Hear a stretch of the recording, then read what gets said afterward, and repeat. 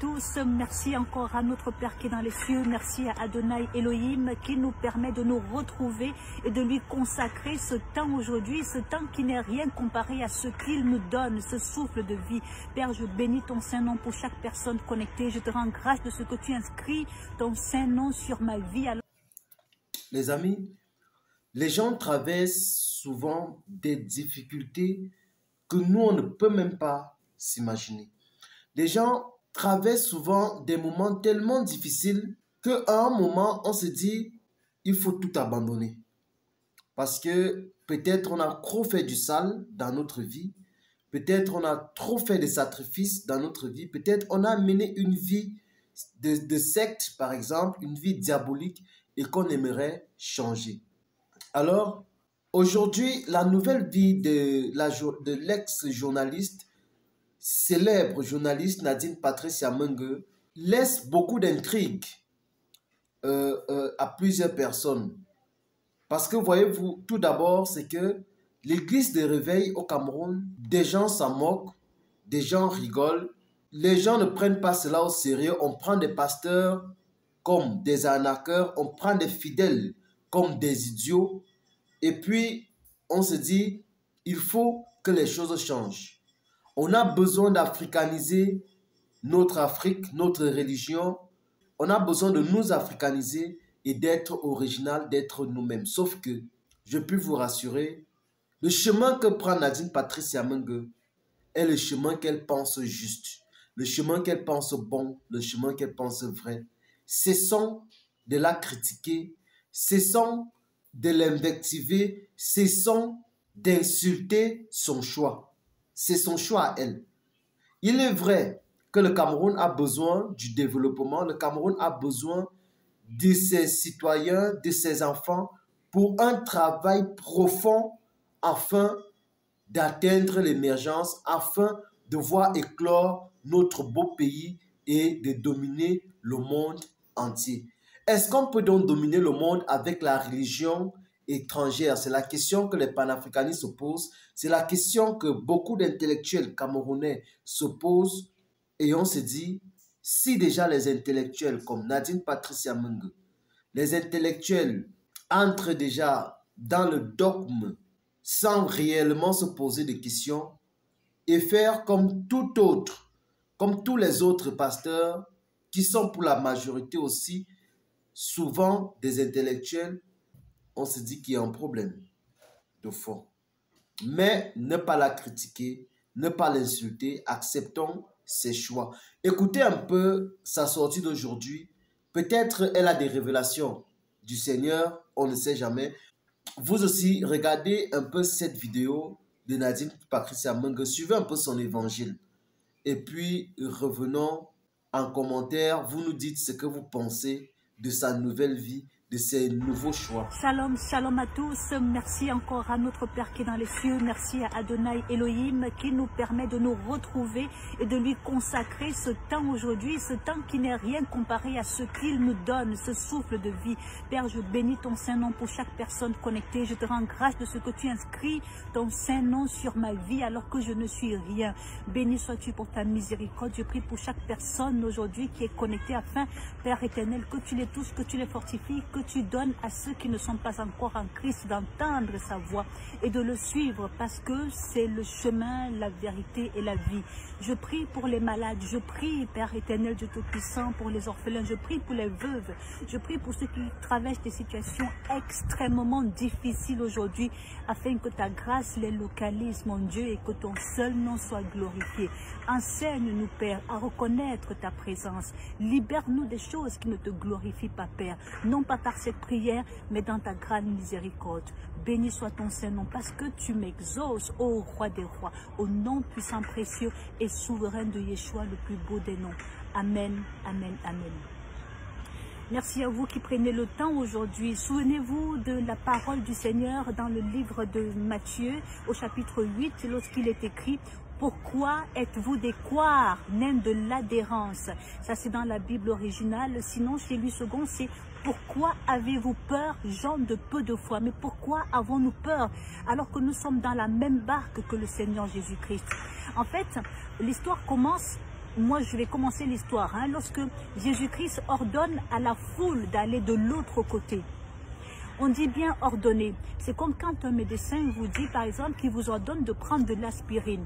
Après, vous rentrez chez vous, vous faites ce que vous voulez. C'est pareil pour le Seigneur Jésus-Christ. Quand on dit il ordonne, en fait, il ne vous force pas. Il ne vous force pas. Que ceux qui entendront ma voix, ceux qui voudront, viennent de l'autre côté. Mais cette terre sur laquelle il est actuellement, il vient pourtant d'opérer des miracles. Il vient pourtant de délivrer des démoniaques. Il vient pourtant d'opérer des miracles encore bien plus grands. Mais pourquoi il leur demande maintenant d'aller de l'autre côté? En fait, il ne voudrait pas que cette foule s'arrête seulement aux miracles physiques. Il voudrait qu'elle gagne bien au-delà de ça. Il voudrait qu'elle soit véritablement en Christ. Il voudrait des fois que nous changions de terre pour être bénis. Parce qu'il y a des terres qui ne sont pas bénies, alléluia. Le texte continue en disant, un sophère s'approche de lui, un sophère c'est un scribe, s'approche de lui et dit, Rabbi, je te suivrai partout où tu iras. C'est un peu comme les promesses qu'on se fait quand on est à la mairie, à l'église, pour le meilleur et pour le pire. Mais sauf que là, il dit, Rabbi, donc maître, je te suivrai partout où tu iras. Yeshua lui dit, les renards ont des trous, les oiseaux ont des nids, les hommes, le Fils de l'homme n'a pas où reposer sa tête. Il dit, mais le Fils de l'homme n'a pas où reposer sa tête. Il nous fait comprendre ici, Yeshua, que ce sont les animaux qui doivent s'attacher à cette terre. Ce sont les animaux qui ont moins d'intelligence que nous, qui doivent s'attacher aux choses de la terre. Parce qu'ils ne sont pas faits à l'image de Dieu. C'est nous les hommes qui sommes faits à l'image de Dieu. Il a dit, mais l'homme n'a pas où reposer sa tête. Mais ce repos dont il parle, ce n'est pas le repos de l'après-midi dont certains pourraient imaginer, mais il s'agit du repos dans les cieux. Parce que nous ne sommes pas ici pour nous reposer. Il nous propose le vrai repos dans les ciels, comme on dit dans la Bible Shuraki. C'est là où est le vrai repos. C'est là où est la vie éternelle.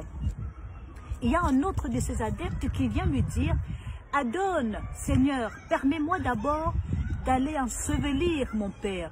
Et j'aime la réponse, la sagesse du Seigneur Jésus-Christ, qui se répète en quelque sorte, car il vient lui dire, suis-moi, laisse les morts enterrer leurs morts.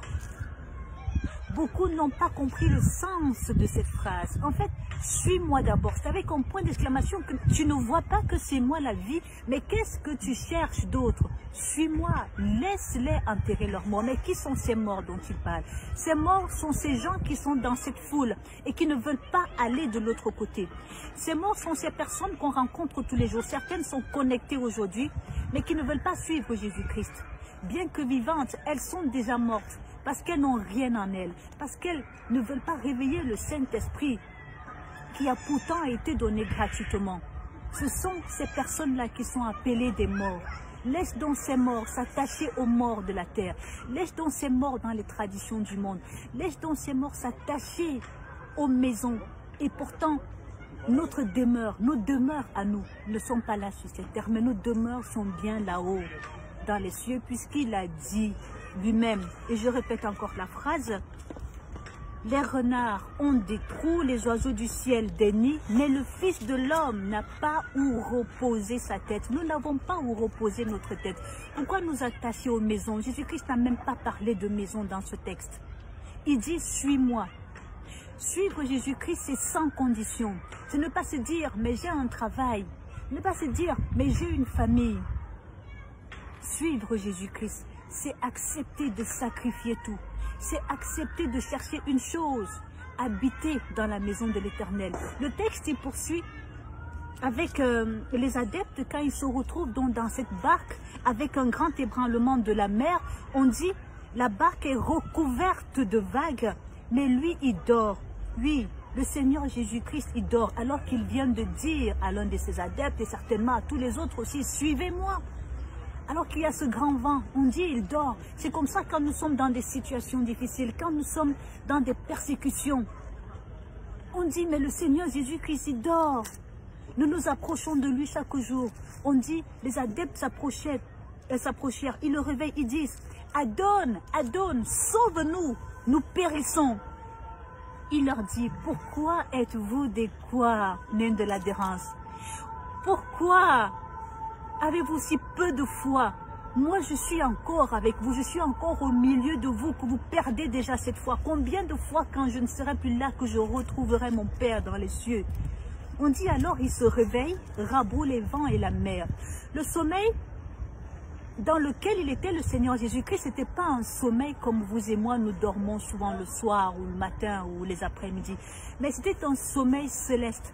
Un sommeil, c'était un repos dans lequel il était toujours en relation avec son Père, avec notre Père qui est dans les cieux. On dit quand il se réveille, il rabroue les vents et la mer et le calme, c'est le calme plat. Les hommes s'étonnent et disent, là on ne parle plus des adeptes. Le texte original maintenant parle des adeptes comme étant les hommes. Il dit, les hommes s'étonnent et disent, pourquoi est-ce qu'on les ramène à la condition de hommes et non des adeptes à cette phrase-là? Tout simplement parce qu'ils n'ont pas cru en Jésus-Christ. Donc on leur enlève ce vêtement d'adepte pour les appeler les hommes. Ils s'étonnent et ils disent quoi? Qui est-il? Mais qui est celui-là? Oui, même les vents et la mer lui obéissent. Donc même eux qui le voyaient faire des miracles, ils ne pensaient pas qu'il pouvait aller jusqu'à commander les vents et la mer. Oui, il est capable de bien plus. Il est capable de bien plus parce que c'est lui le Fils unique de Dieu. Et c'est le message que je voudrais vous partager aujourd'hui. Il est capable de bien plus pour toi. Toi qui es encore dans cette foule-là. Toi qui es encore retenu par les choses du monde. Toi qui veux d'abord aller ensevelir les morts. Toi qui veux d'abord t'occuper de ta condition humaine. Sache qu'il est là. Sache qu'il t'attend. Sache qu'il te dit en ce moment, à travers cette publication, suis-moi. Suis-le et tu verras la gloire. Suis-le et tu auras le repos dont il parle. Suis-le et tu auras cette maison qui n'est pas là sur la terre, mais qui est bien dans les cieux. Voilà le message que je voulais partager aujourd'hui et je bénis le nom de l'Éternel. Je dis merci au Saint-Esprit de m'avoir inspiré ce message et j'espère que vous l'avez compris. N'oubliez pas, surtout, de me retrouver sur la chaîne YouTube. C'est tous les vendredis à partir de 21h. Nous allons continuer de partager la parole et je vous en prie, priez pour ceux qui ne sont pas encore en Christ. Ne soyez pas durs avec eux. Prions, donnons de l'amour car c'est ce que l'Éternel, notre Père qui est dans les cieux, Adonai Elohim, attend de chacun d'entre nous. Merci pour votre temps si précieux. Que le Seigneur vous bénisse abondamment. Shalom, shalom, shalom.